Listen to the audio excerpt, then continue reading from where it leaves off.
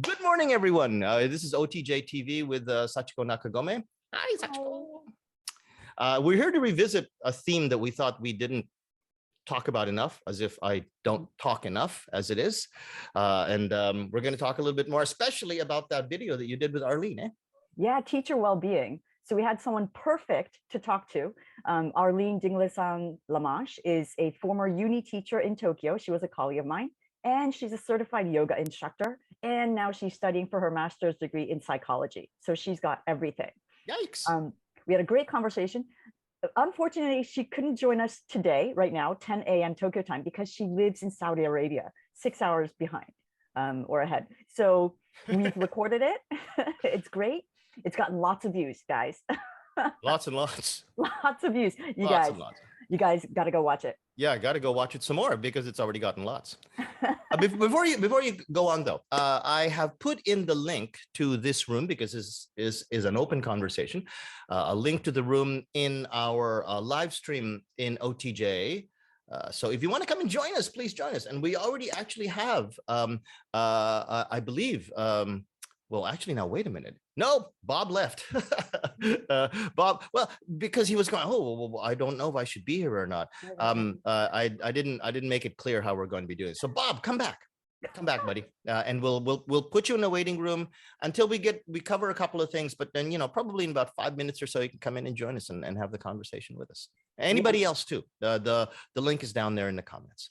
How did that conversation go? You guys are obviously really good friends, right? We are. Okay, Bob is back. Let him in before he escapes. There you go. Yeah, that's right. Put him back in the cage. Quick. Put out some more treats. He'll go deep into the cage that way. Don't let go. He took the bait. Reel him in. There he is. And I love Bob's Zoom profile. What is that? Ukiyo-e? Oh, is it? It looks. We'll have him talk about it. Hey, Bob. Hi, Bob. Hey, everybody. How Good morning. are you? Happy New Year. Happy New Year. Oh, that's true. Happy New Year. That's Happy New Year. That's right. Just come out of the onsen? Is that what the towel is for? Or? No, just chilly. It's a little scarf. Mike Lyons is here. Okay, so tell us about that. Tell us about that conversation with Arlene. Okay, so to review the advice that Arlene gave us, she demonstrated some yoga poses that we can do to stretch while we're sitting in a chair giving an online class. And just to review quickly, like Wakanda forever. This ways, yeah, Wakanda.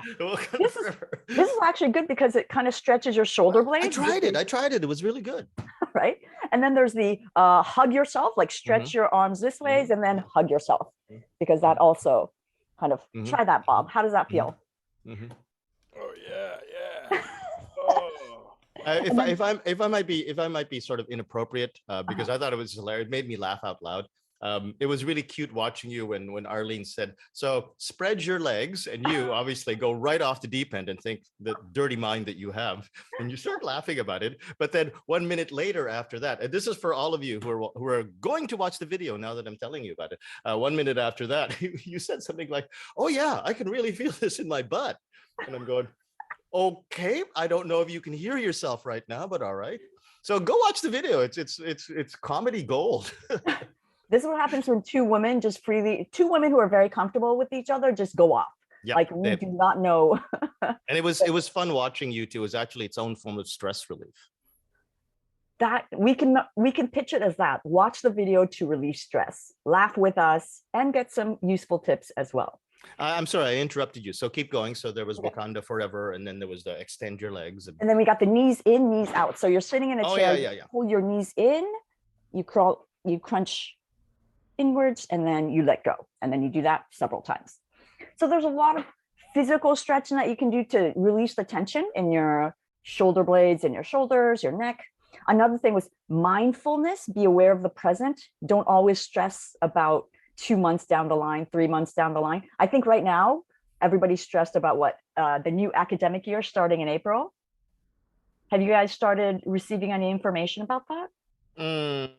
Nothing new for me, because my main university, a national university, had decided, this is one thing I do compliment them about, decided from last year, December or November, super early back in, when I say last year, 20 2020, December, that they said to themselves, academic year 2021-2022, we will stay online.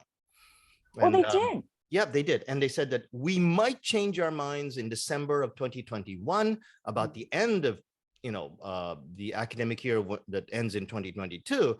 But for now, unless we say anything about it, we're going to stay completely online all the way to the end of February or the end of the semester or the end of the year in 2022 February. And I thought, well, that's very forward looking. Now, they usually have their heads up their asses in a lot of different ways, but at least in that sense, they didn't give us any more stress. There's another school that went the other direction, said, no matter what, these kids, they have to be back at their desks. That's what they want, which is totally laughable sort of assumption on their part. But they said, we're going to stay in the classroom unless you get anything new from us. And they haven't said anything new, although you never know what Omicron is going to do for the whole situation. Right. My university, most of them, I teach at 4 universities part-time. All of them were like, okay, we're going to be face-to-face all of 21 and 22 because the kids are dying for contact. And then Omicron happened. And now they're like, okay, plan B. If there's a state of emergency, this online. If this happens, then it'll be face-to-face. Like now we have like a whole template. It's like, if the state of emergency is in place, this is what we'll do. So I thought that was kind of smart. Just follow government policy. Right. Bob, how about you? How about your university? Any weird missives or complaints on your part? Well, I'm part-time at 3 different places, and whoops. Oh, you can hear me. Yeah. Yeah. Yeah. So, yeah, nothing too weird. I'm face-to-face 2 out of 3 weeks at Kindai, and so the 3rd week is on demand. They've already decided the first semester will be like that again. First semester of 22 is going to be the same? Yeah. Okay. And is that a good balance for you? It's a pretty good balance because, like, first semester this academic year was all on demand. And so coming back to any face-to-face was just like, people were starving for contact, and it was really good. So we have 2 of those classes and then a week of, okay, go do this homework on your own schedule. And it's worked quite well, actually. I've enjoyed it too. Great. Yeah. How is commuting? Like for me, commuting and facing the students face-to-face has been exhausting. Because I haven't done that in a while. How's that been for everybody? Bob, Glenn, Mike? I've been, well, I don't live so far from my university, so it's a 10 or 12 minute bike ride. I've been walking it actually for almost an hour.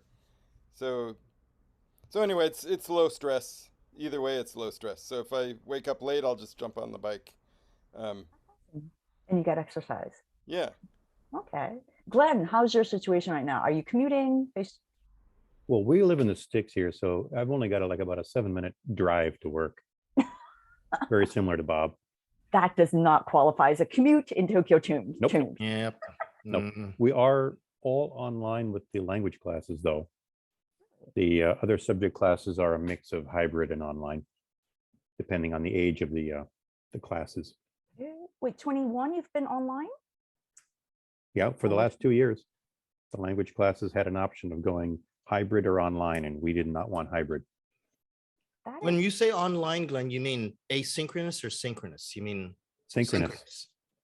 We use the big blue button. 1 or 2 teachers will use Zoom, but it's all synchronous. Wait a minute. There was no option for any kind of synchronous work. It was either going to be hybrid or face-to-face. No, it was either going to be hybrid or online. Hybrid or online. Sorry if I misspoke, but no, not misspoke. Is that online is kind of like a meta category for a whole bunch of things. There's okay, synchronous online. Then how's that? Well, okay, synchronous online, and then high flex. You're talking about like with kids in the classroom while you're simultaneously trying to like run around with a chicken head cut off, taking care of the kids on Zoom. That's what you mean by high flex, right? Hybrid. Okay. Yep, those were the 2 options. Yeah, that's thanks for lovely. clarifying. Yeah, yeah, yeah. That Okay. sounds great. And Mike, as how of about you? next year, I have no idea because I'm leaving the university, retiring. Okay. I don't know I if don't know that's what I'll get in I my don't know if next that job. gets you congratulations from me or not, but Well, I don't know what that's- I'm going to get in my next job. yeah, oh, yeah, okay. Well, then maybe that's not congratulations. Mike, how about you? What's happening with you? So last year was mostly face to face. And the coming year, we don't know yet. I mean, they're waffling.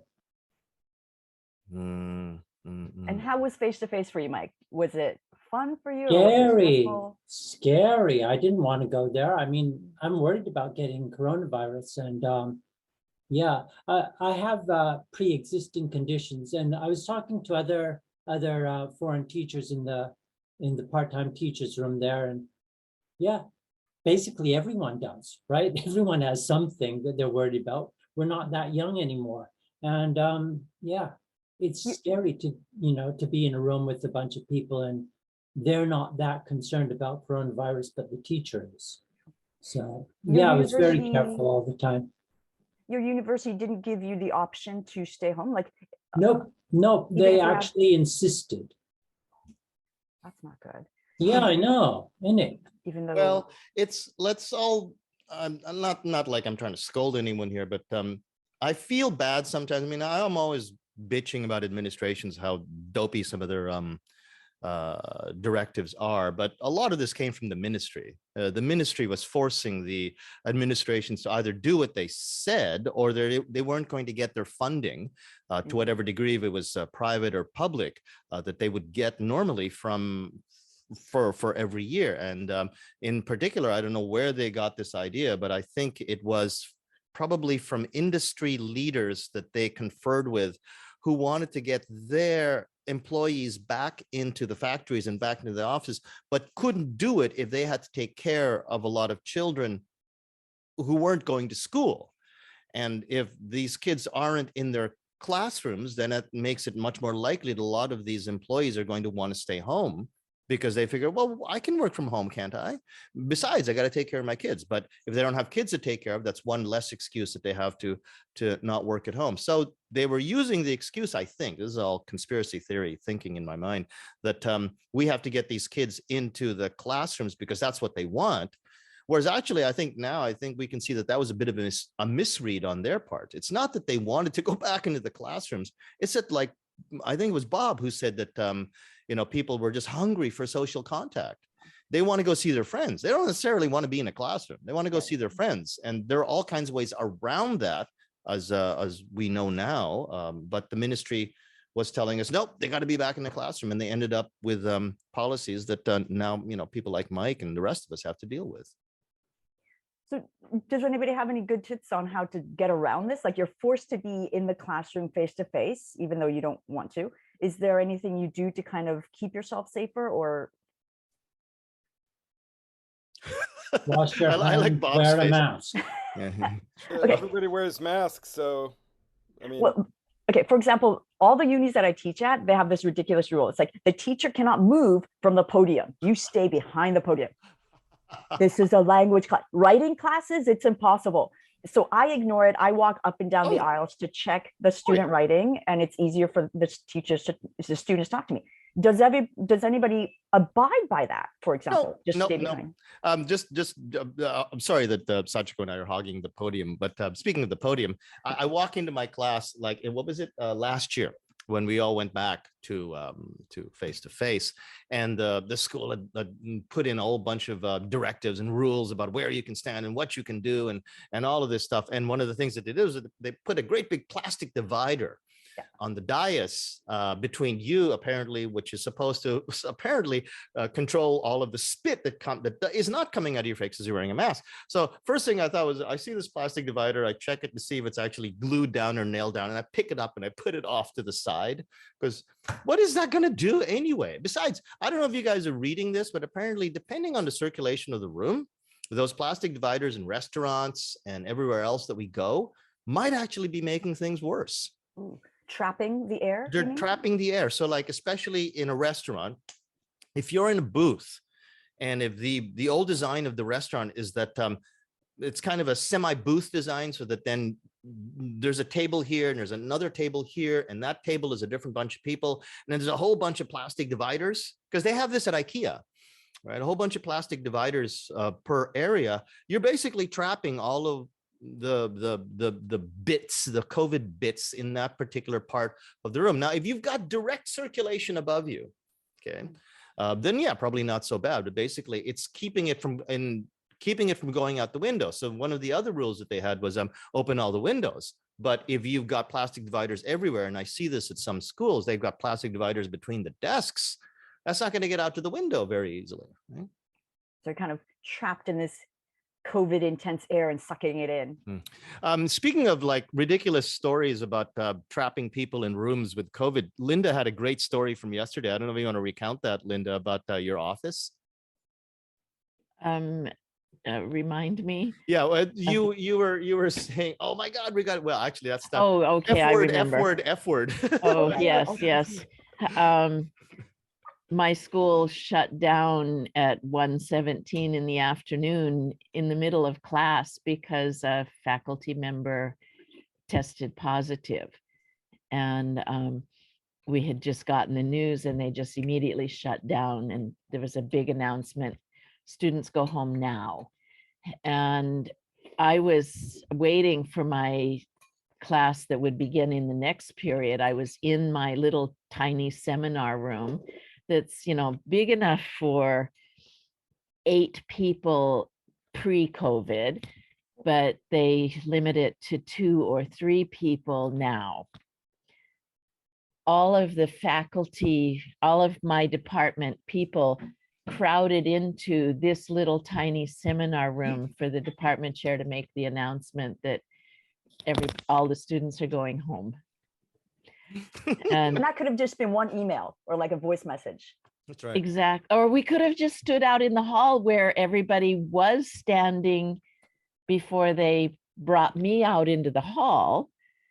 And then, no, we can't make this in public. It has to be private but there were no students around. I don't understand it. You know what? I heard about this Sign great language. new technology called Zoom. Yes. I don't know, Well, you maybe want to try that, My school has Google Meet. Or the old technology, as Sachiko said. How about email? Yeah, Jeez. sure. Or We should- just you should have put that standing on in your the forehead. hallway where we were, Yeah. 3 feet apart from everyone, and make the announcement there instead of standing in the hallway. Make the announcement that we must go into a small room now. It was, surprising. I'd have stood outside in the hallway with the door open. I would have been that much of a protester. I would have shooed everybody out and said, this is stupid. But speaking of that, just getting back to the topic at hand, and I don't mean to corral everybody, but Sachiko, you had like, I don't know if you want to touch on this now, but you had a don't do list. And Yeah. you were talking about setting clear boundaries. And before we do that, because I just realized, I remember there was a question in the comments from Lisa Hunsberger. Lisa wanted to know, and I think she was talking about Arlene's video. Okay. So if you're talking about Arlene's video, Lisa, go to the actual event page for today's show, which is in the event listings for OTJ, and you'll see it listed up in there as one of the comments that I have if you scroll down, and you'll see the lovely video between Sachiko and Arlene. So Sachiko, why don't you go ahead? Yeah. So in the video, we talk about setting boundaries.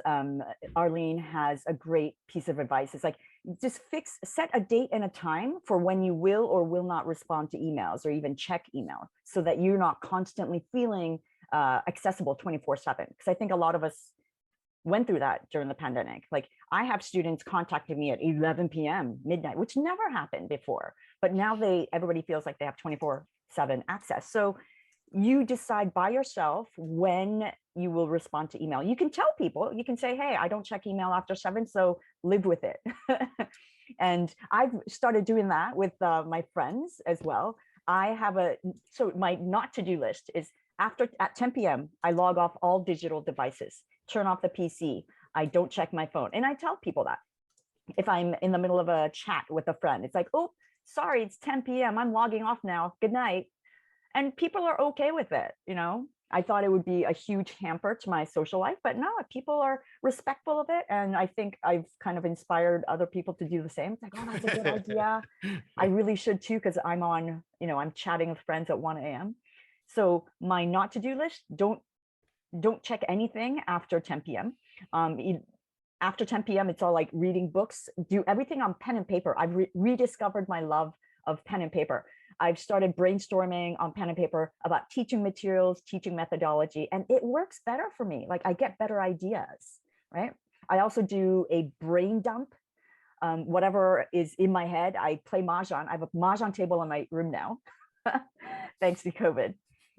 If I'm stressed or angry about something, I remember one time this university made a ridiculous announcement. It's like, we're going to go back to face-to-face tomorrow. Tomorrow, you're going to go back with no prior warning. And I was so livid. But I played Mahjong for an hour and I got over it. So like I didn't know you could play Mahjong by yourself, but okay. I play all 4 hands by myself. 1, 2, 3, 4 in 4 corners of the table. It requires so much like brain work. It really like helps you to flush out the toxins, as I like to say. So brain dump is something that I definitely recommend. I've also stopped multitasking. Does anybody else do multitasking? Too much. Too much, right? Everybody does. There's a lot of YouTube videos out there by psychologists, counselors saying that's really bad. It's bad for 2 things. You're not actually concentrating on anything, so your performance is really bad, and you're really stressing yourself out. So I'm trying to cut down on multitasking. That Also, sort of depends, though, on what is meant by multitasking, too. You can have several things going at one time, but you're only physically able to do one. Yeah, definitely. So if you've got certain things out there and say, okay, I delegate to this, I delegate to that, or I started this, I'll do it in a week later. To me, that's one form of multitasking. Okay. For me, does anybody else do multitasking? I wanted to a clever way to do it. I wanted to test out that theory because when I first read the idea that no, multitasking actually does not result in better or more efficient use of time, I thought, because my first instinct was no, really, I'm a good multitasker. I wanted to try it on a very simple scale, and one of the things that I just thought, I'm going to see if I can actually wash the dishes while I put stuff that's already dried away on the racks that are around my kitchen. My kitchen has a very nice arrangement where I can grab stuff. So I was washing the dishes like with my right hand and trying to put other knives and stuff away. And I realized, no, you know what? I am not paying enough attention to this knife. Multitasking doesn't work. I'm going to put the knives away when it's time to put the knives away, and I'm going to wash the dishes when it's time to wash the dishes. That proved it to me, and I stopped multitasking long ago. That's a very extreme form where you do one thing with left hand, another thing with the right hand. Yeah. That's not what I think of when I I can't do that. You really? Okay, I can do it, but it musses up my hair, and I don't have much hair left, and I got to be careful about whether or not I muss it up. So. When I say multitasking, I'm thinking my ears are doing one thing. My ears are listening to music. My eyes are looking at the computer. My hands are on the computer. Like I delegate different sensories to other tasks. And I thought I could get away with it, but it really cuts into my concentration. I think generally, though, exactly how I do proofreading. I need to listen to something in the background. I think generally, though, the research is correct, but like, and I was about to agree, or say this pretty much same thing as Glenn. It also depends on your personal experience and your personal sort of tendencies to do things. I can read and I can write when I'm listening to classical or jazz because there aren't any lyrics to it. But when there are any lyrics to the song, and that's why I made a specific playlist, it's specifically called reading. I can read to this music, but I cannot if it's got lyrics. It depends on the way your brain works. But generally, I agree with the research. Multitasking is a bad idea if you're trying to do something new. So if you're thinking, okay, yeah, I can text this guy while I'm speeding down the highway, I'm sure I can do that because I've never done it before. I think that's a really bad idea. That's where people get the idea that multitasking is always efficient. It depends on the kind of tasks you're doing. When I'm grading student papers where it's a multiple choice ABC or just it's so tedious that I'm going to fall asleep doing this. I need to have music or TV or something on the in the background to keep me awake. But when I'm writing my own paper, in the first stages, it's in the back of my brain and I'm just thinking about it in the background. And then so other things going on is okay. But when I get to the actual writing of it, I have to shut everything off. And I usually do my writing between the hours of 11 p.m. and 4 a.m. because that's when it's quiet. Linda, you haven't delegated your marking for things like multiple choice to your LMS yet? No. Okay. We'll I look into usually that. delegate it to the students to mark each other, but then I have to go through and check. And that's usually rather quick, but tedious. Okay, Yeah. where were we? Multitasking. Well, Multitasking, yes. I try to do like my body, I'll let my body do one thing and my mind do another. This is one multitasking that does work. Like my body is washing the dishes, it's doing the laundry, but my mind is listening to an audiobook or I'm thinking about the next lesson. That kind of tends to work if I separate the two, the body and mind. Does anybody have experiences with that? Any tasks that can be done? All the time. Like what? Like what? Well, the dishes and, well, when I'm driving, I listen to audiobooks or podcasts. If I don't have something going on, I get drowsy. So I need something to keep me more alert. So Dodging cars and changing lanes isn't keeping you alert? it depends on how long I'm going on and how much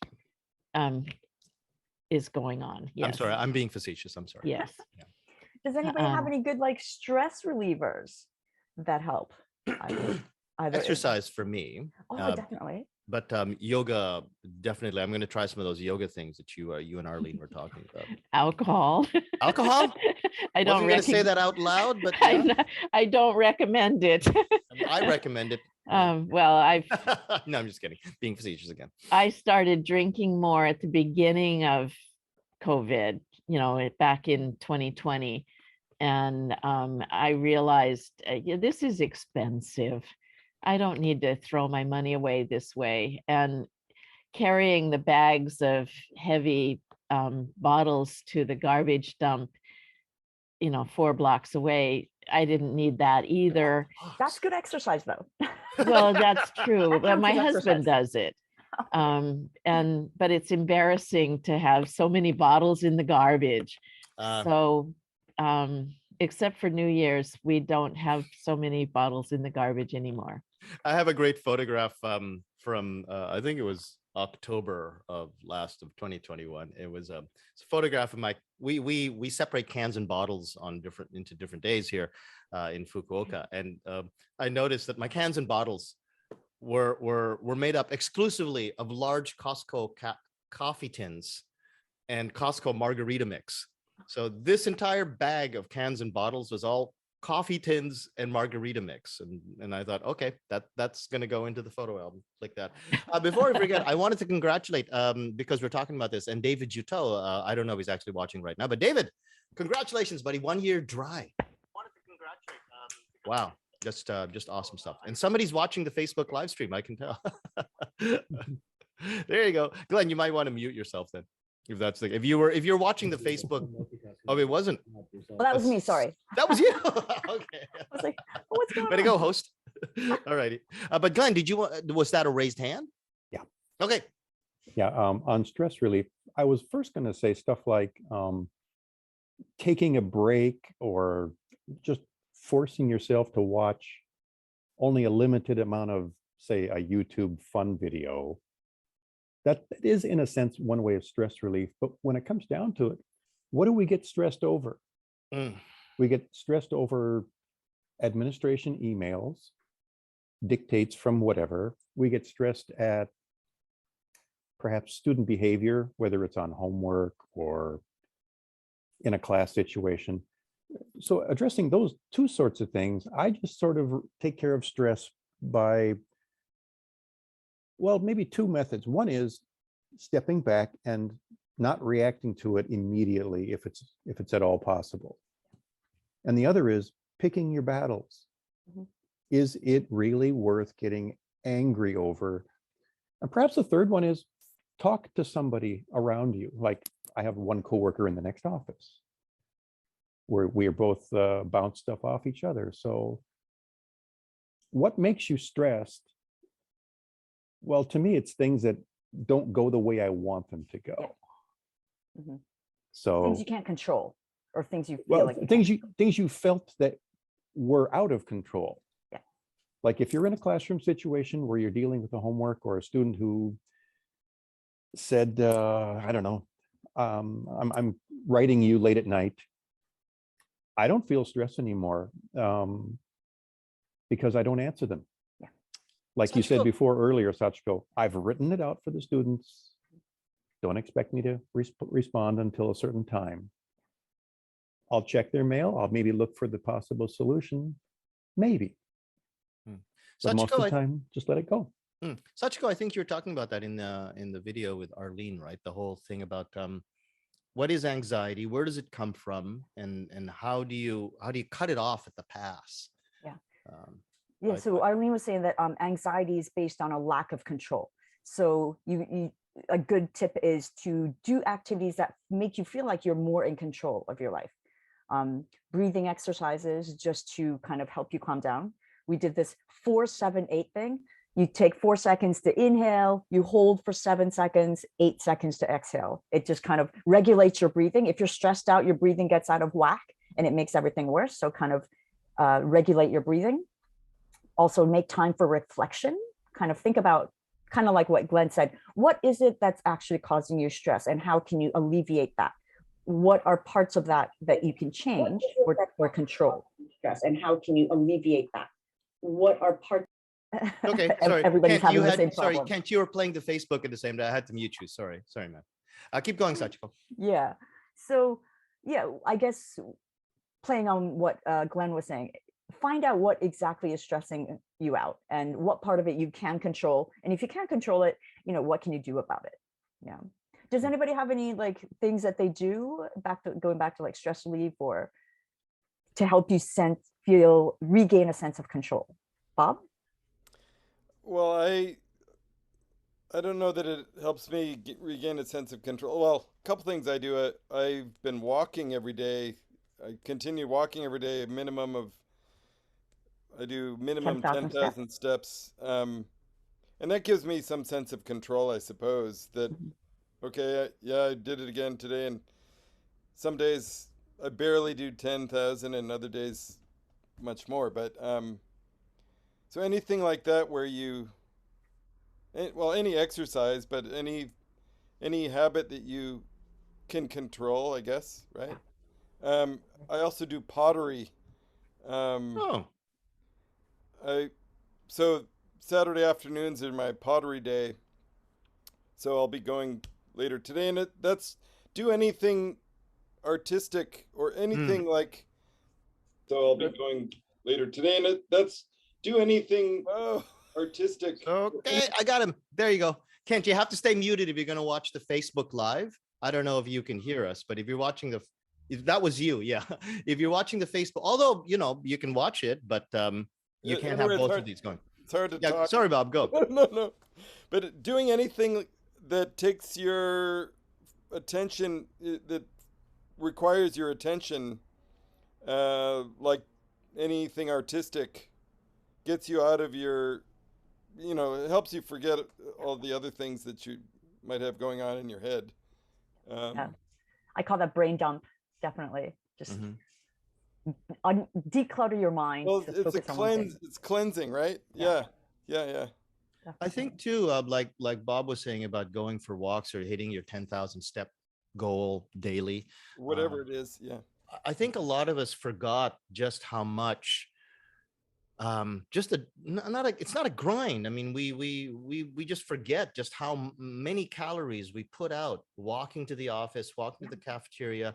I purposely, when I would get classes, not take the elevator, or in some universities the escalator, and I would take the stairs. And I think a lot of us, because that's become so routine, forgotten how we need to sort of balance out the rest of our lifestyle with this calorie output that we've taken for granted. And then people will say, oh no, I don't exercise, I don't like exercise. But then you're not replacing that calorie output because you're sitting at your desk all day. And there's a lot to be said for actually being, again, mindful of all of the things that have changed in your life, and then wanting to institute those changes so that then things can be replaced and they don't pile up specifically around your midsection. So I think that 10,000 steps thing that Bob is doing is great. Go, Glenn. Glenn?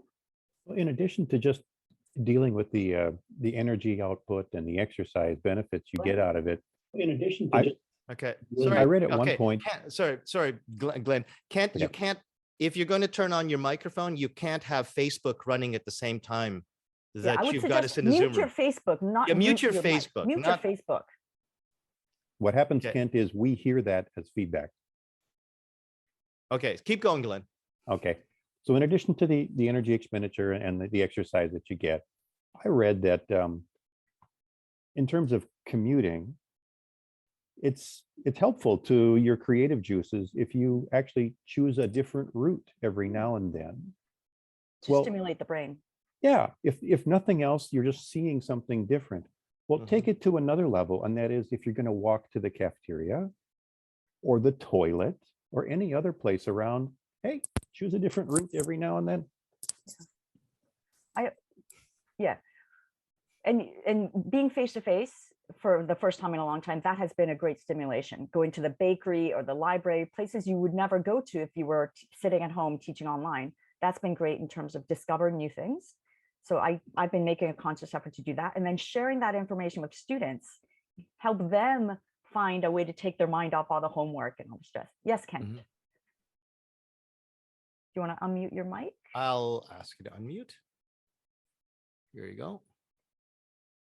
He's still muted. I asked him to unmute. And I just want to say hello to Mary, who just joined Hi, us. Mary. I While love your Kent is profile. figuring that out, I don't know if everybody's looking for new avenues for exercise, but we were talking about this at a couple of Friday night socials a while ago, when people were getting, especially in 2020 and in 2021, and more likely 2022 as well too. If I want to freak everybody out, I'll mention the fact that yes, we are in our third year of this. We are in our third year. So if you're freaking out because you can't go to the gym, I was doing kettlebells long before COVID, but kettlebells are great in that, and they're kettlebell, one word, and you can look these up on Amazon because they don't take up a lot of space, but they give you pretty much or almost the same cardio and weight training benefits until you get to the super heavy weights that you're trying to lift or deadlift or squat. But a kettlebell like this, if you just even hold it by that end, this is 16 kilos, and holding it in your wrist. I mean, if you're just sitting down at your desk while you're trying to read something, this is a multitask job right there. Just don't drop it on your keyboard, right? But it'll do a lot for you. And if you look it up on the what do you got there? This is something you squeeze. You can do it with your hands. You can do it with your knees. So when I'm teaching online classes, I have this between my legs. Don't go there. I know you're all being dirty. I have this between my legs, and I'm strengthening my inner thighs while I'm teaching. Okay, and a grip squeeze. Kent, did you figure out the mute button yet there? We can't hear okay, you gotta unmute, buddy. You gotta unmute. You have to unmute your Zoom. You gotta unmute. We can't hear you, Kent. Please unmute your Zoom mic. Do you know how to do that? I'm gonna give you a button to push. Okay, now push that button. It'll say the host has asked you to unmute, and then if depending on your settings, you might actually have to unmute yourself anyway. So, and that will be the bottom left corner. There's a microphone with a slash through it. Click that microphone icon. Bottom left corner of the Zoom window. It says mute underneath it. Yeah, be sure you're in the Zoom window, not the Facebook. Yeah. Kent, I bought a book. I'd show you the cover of it, and maybe you can purchase that thing. While Kent is trying to figure that out, Mike, you put in a link into the chat. Did you want to explain that? Oh yeah. So those are happiness chemicals. You know, they go along with happiness hacks, and basically it's the same thing that Bob was saying or Glenn was saying. If you complete a task, that gives you, what's the chemical? Dopamine. Dopamine. Yeah, and any of the other things on that list, they'll also help you deal with stress too. I mean, just playing with a baby, it's going to I forget the chemical you get from playing with a baby, but it will make you happier, and it'll make you forget about your stupid students who are contacting you at 3 a.m. So, yeah. You know what my go-to is for that is if I'm feeling like I really have to pick myself up and I know that this will work, is I go to Netflix and I play Good Place reruns. I don't know if everyone's seen Good that Place? show, The Good Place. Yeah, it's awesome. I play Good Place reruns, and or if I just watch a whole bunch of Good Place reruns, I'll watch some Friends reruns, which will really help. Don't people Linda. turn off their or set their phones or their computers so that you don't get, you know, Notifications? notifications? We're going to talk about that. I mean, Do you do that, Do Bob? you do it? Well, yeah, I have I don't get anything. I don't get any calls after 10:30 at night, and people have to call me. People have to know my home line, which I never use.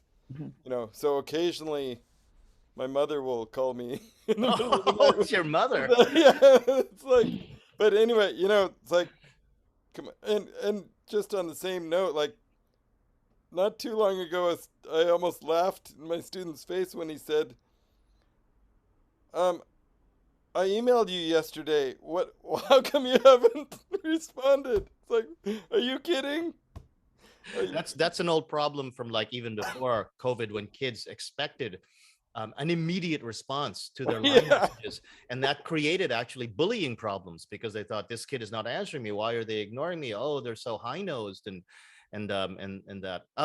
Speaking of which, I wanted to give my one suggestion for that, and I don't remember where I saw it, but you all know that in your email you can write email signatures right at the bottom, and they're very useful. But one thing that I wish I could remember where I read it. It's not an original idea anyway.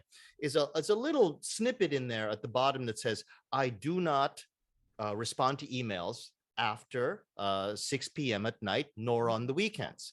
I know that you sent me an email, but just for my own mental health, I will not answer that until it is 8 o'clock in the morning or whatever time you said. If it's 9 o'clock in the morning, 10:30 in the morning on Monday," and putting that in there kind of like a bit of a disclaimer. What, you didn't read that part of my email? Well, I don't care. I still don't respond to it until it's time for me to work.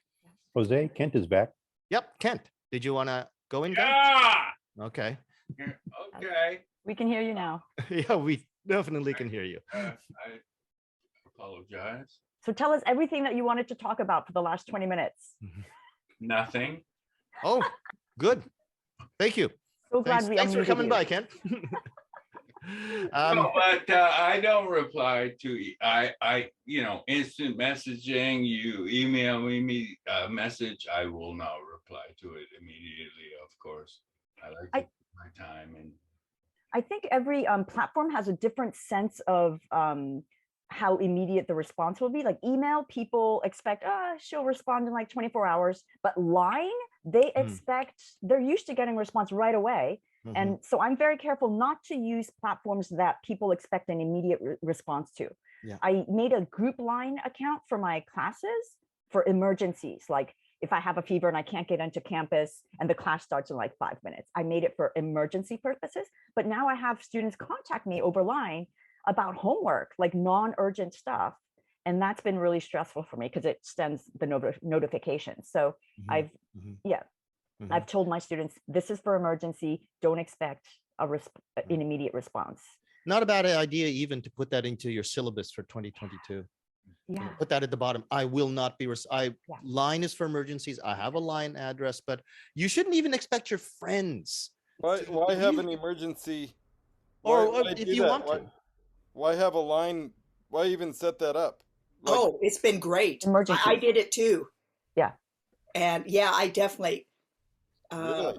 Oh yeah. It is great. Yeah. You need to send a notice to all the students at once. Yeah, If class is email works. canceled. Email works. Yep. No, it doesn't. Students don't check their emails. For me, it works. It's like check your email or.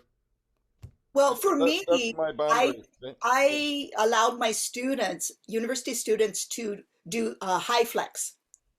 And so I just automatically open up my computer and have it all, I have the Zoom session open.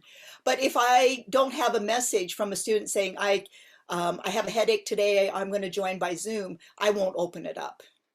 So yeah, I want them to send me just a quick message. And I've told them I won't respond to their messages, but I want to know if they want to be joining on Zoom. I don't think it's necessarily the fact that it's Line or that it's Facebook Messenger or that it's email or that it's Google Classroom. I think every teacher, depending especially too, for example, some schools forbid us, one of my schools forbid us from using anything that can be classified as social media. And to their category, Google, they don't want the kids even touching Google around you. Like, of course, the kids can use Google as a search engine, and if you use it as a search engine, it's fine. But because Google used to be or tried to be a social media platform, Google, Line, Facebook, Instagram, whatever else, we're not allowed to use it. So depending on your circumstance, it's not so much that it's Line per se, or that it's whatever per se, it's that you set up boundaries. So you tell those students, I will be taking your notifications from there, but I will not be responding to them immediately. And then you can leave it so that then that particular method, if it's Line or if it's whatever, still has its advantages for you, but you just tell the kids, but I'm not going to be responding to it. And then I think it's, and I stress this, I think it's healthy to tell the kids, you shouldn't be expecting that of your friends either. You should not expect that of your friends. You should not expect that of your parents. If your father is living in Tokyo. I mean, I know that sometimes you want to talk to him and you miss him and stuff like that, but this is a pretty weird time in all of our lives, and putting extra stress on that might not be a good idea. Glenn? Glenn? I just wanted to add that you can tell your students these things, but I think it's wiser if you put it to them in writing. Yeah, when I say tell, For I mean, one thing, whatever communication you want to use. well, I stress the writing for a specific reason, and it's not just so that the students can go back and look at it, but it's to avoid student claims on you at the end of the semester when they say, I never heard that news, or I couldn't understand the teacher. Evidence. Have it in writing so you're covered. Well, actually, that's even more of a reason why you want to put it in your syllabus. I put it all over my Moodle. Actually, I use my Moodle primarily to do all that kind of communication. You can put that as the first pinned message in Line at the top of the Line groups is, I will not be responding from whatever, whenever, all of those things in there. And then you say it all the time too. It's not a bad idea in any way that you want to do. One thing before I forget, Bob, to answer your question of why even make a class Line group. So I made it specifically after this incident. I slipped at the station, almost hit my head. I could have died. I could have been unconscious. And I thought, how am I going to contact my students had I been injured? Because I don't have access. I don't carry around a laptop or a computer. If I'm at the hospital, all I have is my phone, and I can't open up like C-learning and things like that. So that's why I made a Line group. And I told them specifically, it's only for emergencies. And also, there was a time when my temperature was like 37.3, giddy, borderline if I can get on campus or not. And every day was like a Russian roulette. So I needed a way, an easy way that I can access over my phone, and that students will definitely check, because they definitely check Line. It's not my ideal either. Bob? Yes. Go ahead, Kent. If you're interested in Bob, reducing stress, I just would avoid even creating that possibility. I mean, it's like, why? If I fall down and hit my head and die, I don't care whether my students are inconvenienced a little bit. You know, you're dead, yeah. Death is a different you're thing. dead, But yeah. if you don't die, Death, you have a great excuse. But if you you're don't die, only you slightly injured, Yeah. if I don't die, I mean, it's like, okay, a little something happened. Carry on yourselves, you know. Yeah, if you don't die, you still have a concussion to worry about, which is still far more of a problem for you than your class. You can tell your students too, look, if if for some reason I don't show up, just Dead. carry on like we normally do. You know what to do. You And, know our routines. The If I'm school not won't here- accept that. Well, okay. Then I too don't bad care. for the school. The thing is, I don't care, and I think people We're maybe right with you, people Ken. should care less than you may. Kent, and- you had your hand up? Yeah. Kent, Ken. yes. Okay, so for me, it's getting a message in Japanese. I'm in Japan to show, and if they send the message in Japanese, it's just no. I'm not really interested in reading it. You could take the time to I got you, send Linda. a message in English to show. Mhm. Linda? If they send a message in Japanese and it's in line, you can copy it and paste it Yeah, of course into, I can, but email. why would I do right, it? right. Yesterday, my school suddenly went online and students weren't allowed to come to school. And next week, my senior has to do her senior speech. Yesterday was our practice day. So we went on Zoom and did practice. And then I realized, well, next week it'll probably be in Google Meet. So we went into Google Meet and she wasn't able to share her screen. And we used Line. She took pictures of what she was trying to do. I took pictures of what I was trying to show her to do. And by sending the pictures to each other in Line, we were able to get it working. So, So Line is more user-friendly for the students? you mean? well, in this case, because she wasn't able to figure it out in Meet. Mm. And it was just, she couldn't share her screen. So how could she show me what she was trying to do? She took a picture with her phone, sent it to me in Line. Another benefit of having Line, I forgot to mention, Bob, when I was doing online classes, if students had difficulty accessing Zoom or whatnot, for whatever reason, they don't have a computer, they used Line on their phone to get the audio of my lesson. So the student and I connected on Line, did an audio chat over Line so that she can, and I held the phone by my computer so that she can hear what's going on in the classroom. We even did a breakout room discussion with her on my phone in the breakout room on my computer. Oh, That was that's very cool. great. Yeah. Yeah, it's very creative. And I wanted to ask you, Jose, why does your university ban all forms of social media? Is it for privacy, cyberbullying? It was for a lot of things that I haven't named the university, but I'll just say it very clearly. We had problems with teachers, professors, God damn it, actually approaching the kids privately for things that they Ew. should not be approaching students for. Ew.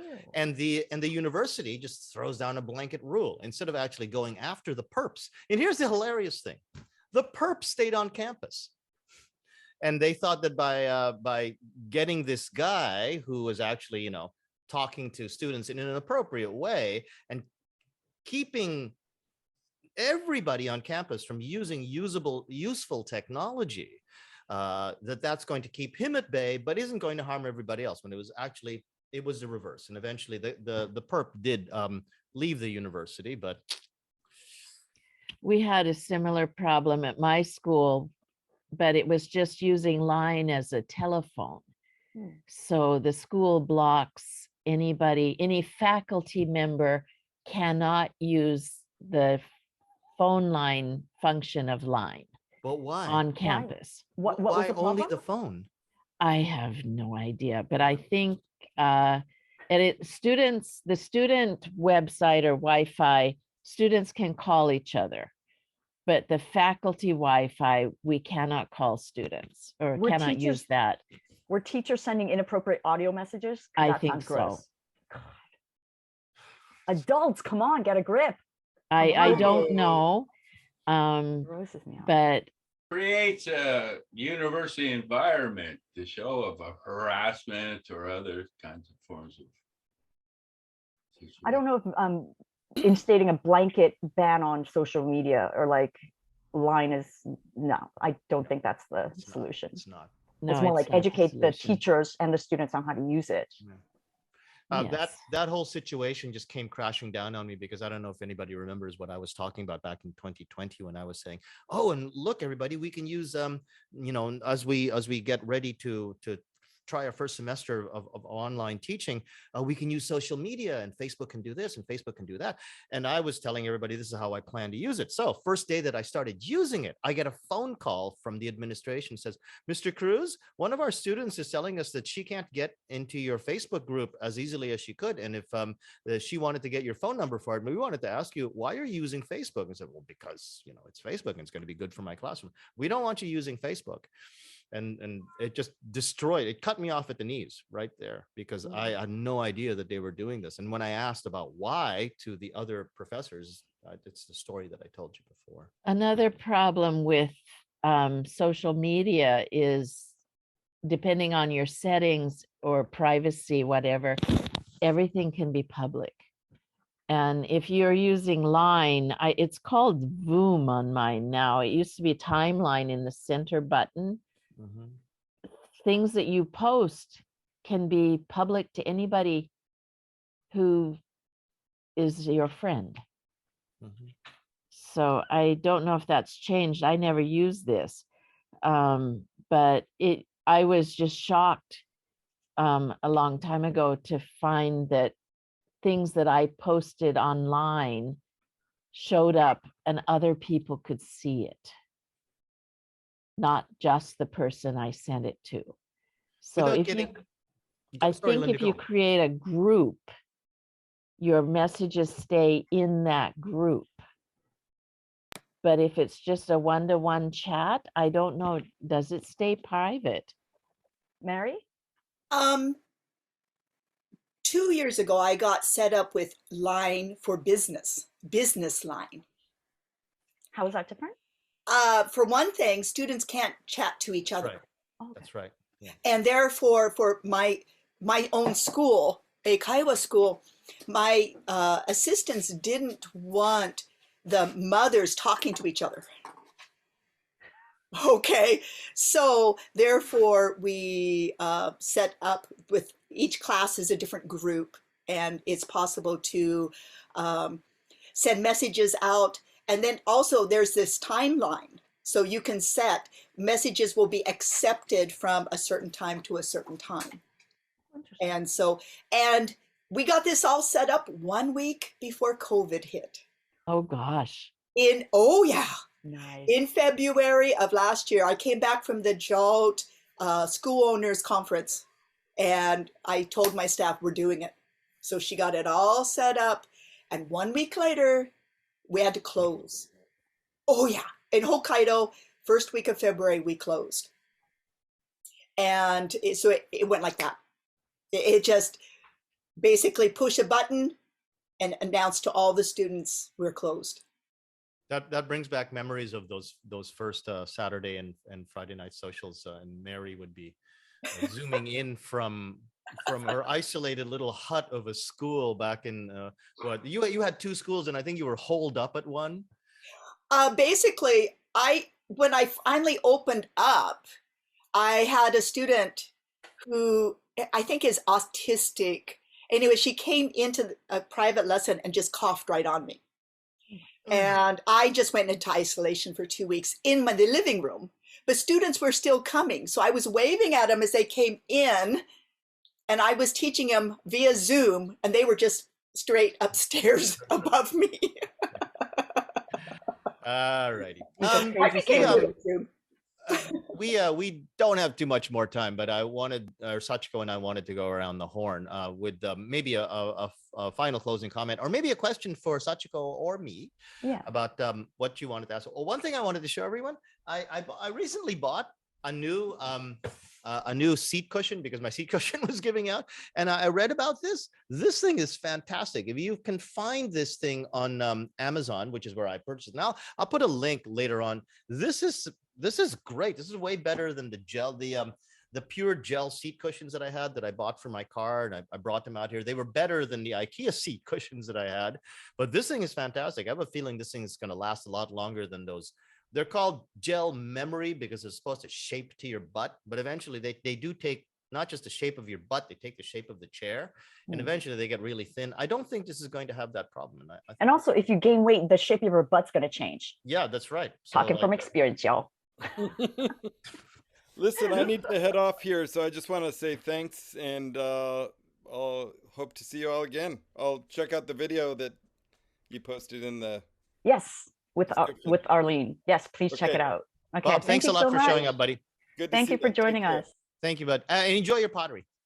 Anybody want to have a final comment? If you posted a video earlier, could you post it again in chat?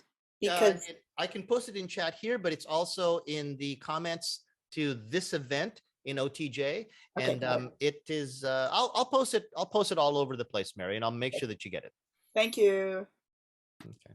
Does anybody have any last minute comments? Last comments? Any tips? Yes, Glenn. Get off your screens as much as you can. Absolutely. Absolutely. Set a time, or set a time that you're going to log off, or set a time limit, like 2 hours a day. Absolutely. Yeah. Thanks for that. Lynn, yes, Mike? 2 hours a day. Well, there's been a lot of talk on our Facebook boards recently about how hard it is for students as well as for us. Yep. And there isn't that much compassion showing on the boards. I guess that's true. Anyway, we should all, be compassionate to our students and recognize the trouble that they're in, and that will, I'm pretty sure, relieve stress on us. Mm. We won't feel as bitter and angry all the time if we understand that the students are really screwed too. I mentioned that in my book too, so I completely agree with Mike. And one thing that I encountered when I was talking to people about compassion for your students is I was kind of surprised that people still kind of confuse empathy with compassion, and they're not clear on the difference. Empathy is understanding how people feel, which is the first step to compassion. But if you really want to practice compassion, you actually have to take action. Compassion, so you have the same kind of heartfelt feeling towards making you move to a goal. So understanding the suffering, or well, actually that's the definition of compassion, is understanding suffering. And maybe you might think that kids aren't suffering because they're not able to see their friends, but in their own minds, that is a form of suffering. And you take action against it, not just, oh, I know how you feel. That's not nearly enough. That's empathy. But compassion means that you're going to do something about it. Well, co means cooperate. It means people working together. So you got the compassion. Right. Linda, I know Kent or Glenn, anybody else? Me? Yeah, go Kent. I'm just wondering, is the gel, what's it taste like? You don't eat it. What's It's the not- what? It's The not gel, the seed The gel. gel? No. Jello? Is it strawberry or? I don't know. My butt doesn't have any taste buds, but my butt sits on the gel, and it appreciates the gel. Would Yeah, that I'm be glad big because enough? I don't. Is it big? Would it be big enough for a car seat? Oh, it's big enough for a car seat. It definitely could be. It advertises itself as a car seat. Oh, okay. Okay, there's my chest. Okay. Yeah. But I'm a pretty small Jello, guy, though. and I'm kind of off gel and Jello these days because I'm not a Bill Cosby fan anymore. Oh, I Right. hardly ever was one. Yeah, that's right. I went there. There was a comedy routine about the Jello. Yeah, Yeah, you just dated yourself. I don't mind dating myself. I am a dated person. Okay, are we all around the horn? Mike, did you want to besides that, or Lynn? Quick. Kent, one more? Quick one. So Jose, please show us the box again, or tell us the Oh, sure. name of that product. Yeah, you were going to put it in the I chat. will be putting it in the chat because it's obviously in my Amazon orders, but it's by a company called Sungo. Uh-huh. Okay, and let's see it's called a cooling gel seat cushion, and in the morning I can feel the air like circulating around that part of my butt, but circulating my butt. So I'm Your pretty sure nether regions. this will be a lot cooler in the summer because it's designed around it's a bunch of holes, and this is the same stuff that you get silicon oven mitts, and it's actually holes all the way through it. So there's all kinds of air moving. And up. how much is it? It was cheap. I think it was something like, I don't know, 2,000 yen. Oh, I was that's not bad. surprised. Yeah. The other ones were like 4,000 yen and stuff because it was the best material that they have. But I'll put it in there. Now, granted, everybody, I've only been using this thing for 2 weeks, but so far it's pretty cool. Pretty cool. So you feel less fatigue, less stress in your Uh, joints? no, but my butt's happier. Okay, less stress. Yeah, well, I think my problem is that, and we sometimes forget that ergonomics is something that we need to be mindful about. If we're not mindful about why we're stressed out, oh, why am I so stressed out? Learn to drop your shoulders, learn to or straighten your back. It depends on who you are. But I realized that when I bought this chair, this particular chair I'm sitting in, I bought this from Costco, and I dropped the seat all the way to its lowest height. But then I thought I'm still a little bit uncomfortable. I can't quite tell which, or why. And it's because my heels don't touch the ground. So my heels are always like slightly, maybe about 5 millimeters off the ground, which shifts the weight around my torso and my thighs and stuff. And I think if I get a chair made in Japan for Japanese people's leg heights, then maybe that might be better. So little things like that. That's where mindfulness really kicks in. Like you actually know what position your body's in, and are your arms high enough off the table so that your wrists aren't bent in the wrong direction. Those are all little things that I think you'll be much more aware of. You are much more mindful. I think we Hey, need to I'll log put that our- link in there, Mike. Sorry, Sachiko. Yeah. I think we need to log what's happening in our lives. Like take a picture of what your body position is like when you're sitting in a chair, because that's the position you're in for like 8 hours, right? And how many hours you're on the smartphone, how many hours you're on the PC. I think we need to log it in order to be aware of it, mindful of it, and then to implement changes.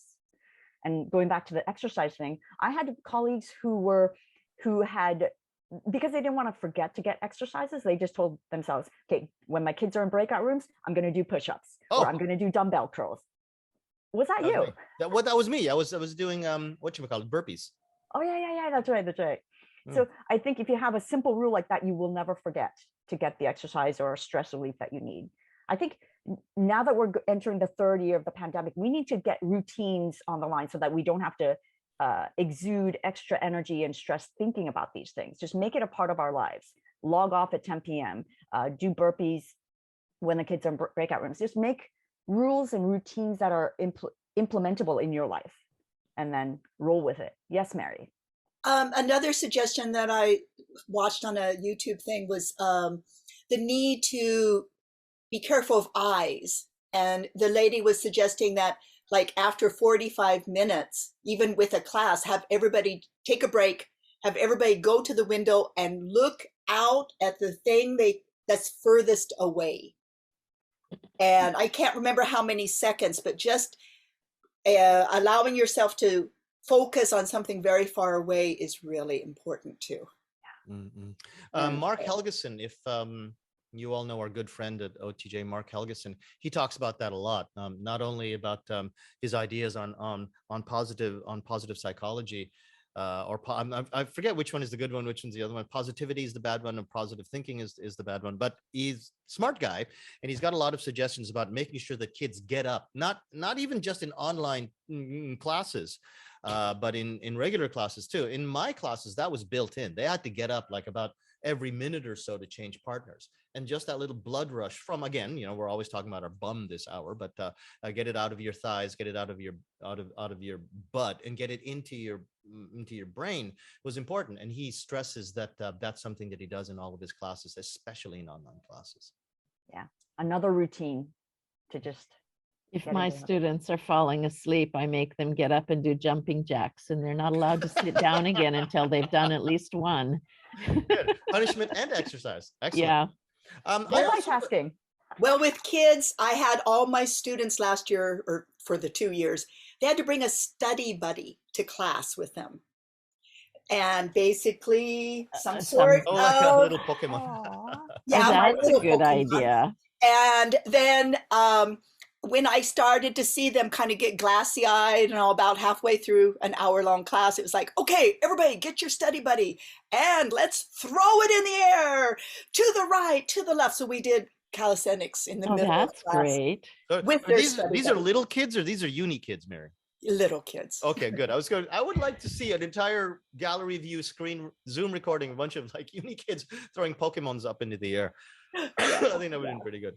Glenn had to say that in his chat, he said that find someone to vent with, but don't make it a the chat a bitch session. Make sure you talk about non-work things often. And that's a really good thing. If you focus only on everything bad, you don't come away from it feeling better. Yeah. So, just- talk about the bad things and then talk about something else, talk about something positive. Absolutely. But don't focus. Well, we need to focus on the bad things and talk about it and get it out, and then talk about something positive. Yeah, to replace that. I've noticed that the staff and admin, now that we're face to face, my colleagues, my staff and admin, we're talking to each other a lot more than pre-COVID because we miss the human contact. And I do exactly what you and Glenn suggested. I try not to just focus on work. Like the other day, I randomly mentioned, oh, during the holidays, I was watching figure skating. I'm a huge fan. And this admin staff was like, oh, me too. And we talked for like an hour about our favorite figure skaters. It was great. It was a great stressful year and a great Building new session. connections. Yeah. I think that's And, one of the great things that I'm kind of proud to be part of, that we built in OTJ is that we all came together to help each other through this, and it was invaluable having a bunch of people to do exactly what we're talking about right here, which is having people to talk to and to bitch to and to trade ideas with and to create new ideas with. So I thank you all for that sort of ongoing community, that kind of an ongoing environment that we create here, and I hope we can have more of this on Saturday mornings. This was really nice. I was surprised that like we got such a great response. Yeah, it's so nice to have so many people and participate. Zoom is very kind for people who've just gotten out of bed and are still in Their pajamas. pajamas. Way to go, Linda. I thought you were going to keep that hidden all the way through the hour, but We didn't Nice one. notice. We're so Yeah, used to seeing Zoom our is colleagues in kind. sweats. okay. Okay. Yeah.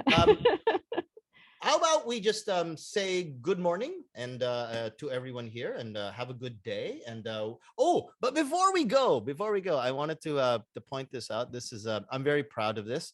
I like to call him a good friend of mine, Dr. Charles Brown. He offered to actually help me buy a car. And I thought this was so cool because this guy's the coolest dude that I've met all the way through this pandemic. And he's going to be here in 2 weeks.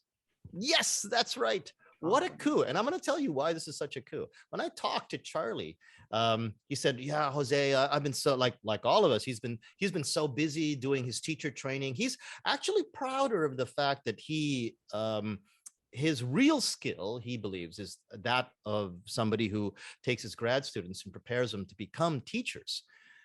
He's most well known for making the NGSL, the new general service list, but that's almost to him like a side thing. And what he really wants to be known, and what we're going to be talking about next week, is the whole environment that we're in right now in terms of how we as teachers sort of perpetuate our craft and create new people to enter our profession.